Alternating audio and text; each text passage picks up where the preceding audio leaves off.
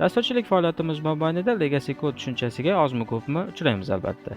Xo'sh, legacy kod o'zi nima? Keling, ushbu muallifning ikkinchi argumenti bo'yicha gaplashsak. Nega legacy kodni o'zgartirishga qo'rqib yoki ikkilanib turasiz? Sababi juda oddiy.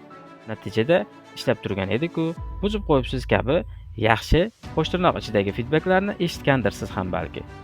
Qachondir boshqa bir dasturchi bu kodni uchratib qoldi va undagi ikkinchi if kerak emas deb o'chirib tashladi. Natijada dastur noto'g'ri ishlashni boshlaydi. Demak, ushbu kod biz boya ta'kidlayotgan pipimizning kodi va biz bunga test yozishimiz kerak ekan.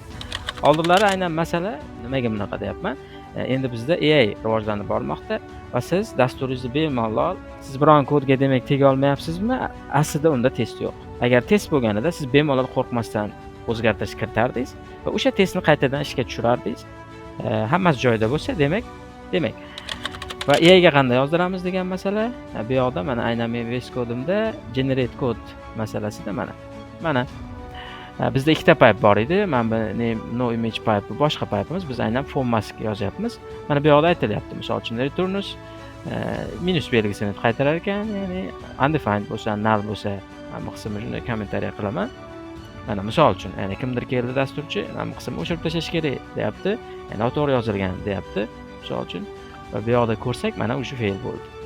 Umumiy masalada test nimaga yozishimiz kerakligi, legacy kodda qanchalik o'rni muhimligi va aynan development jarayonida